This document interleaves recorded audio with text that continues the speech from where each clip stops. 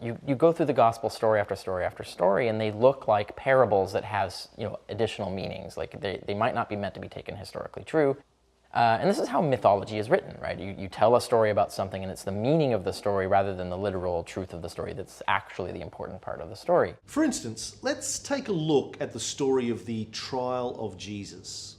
And Mark tells this story where Pontius Pilate wants to let Jesus go, but Mark says that this was the holiday, and on the holiday the Romans would traditionally let go one prisoner, and the crowd kept calling for Barabbas. We want to release Barabbas, whom Mark says was a notorious rebel and murderer, right? And Pilate's like, no, let Jesus go, and not this murderous rebel. And release Barabbas. And so Pilate lets him go.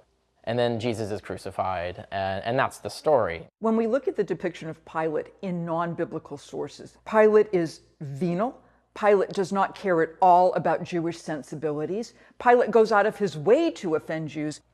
Pilate is awful. But when we look at the Gospels, going from the earlier Gospel like Mark up to John, Pilate looks better and better and better. I would date Pilate from the Gospels because he seems like a perfectly decent guy who's simply backed into the corner by a bunch of evil Jewish leaders who want him to do away with Jesus. And now, there's no way this is historically true. So what does Barabbas translate as? Son of Rabbas. The word bar in Aramaic means son of, and Abbas comes from Abba, which means father. And here's the best bit. And according to the Gospel of Matthew, Barabbas' first name was Jesus. Jesus Barabbas. Jesus, son of the Father. Pilate says you can have Jesus Barabbas, a murderer, an insurrectionist, or you can have Jesus of Nazareth, the other Jesus, son of the Father. The Jews are given a choice between two Jesuses, two saviors.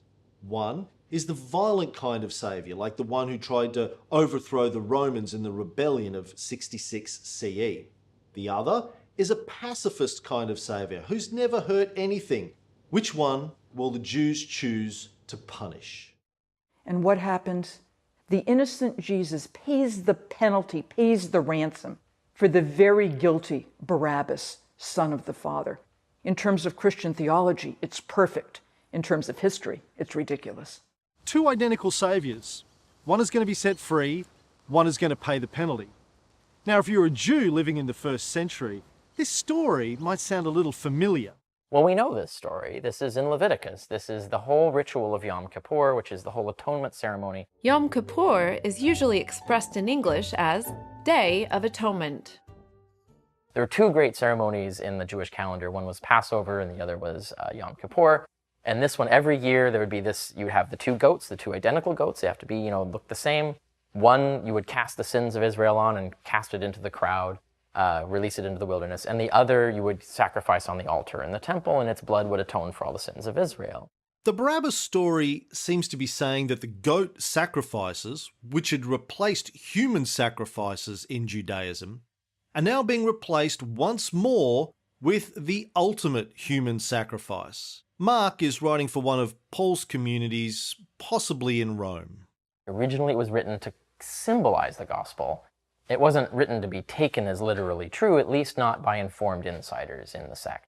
This story, by the way, is where we get the term scapegoat. Forgive me, Lord, I have committed murder. That's a terrible sin. Have you pushed a goat off a cliff? Well, yes, Lord, I did. All good then. See you next year. Now, most people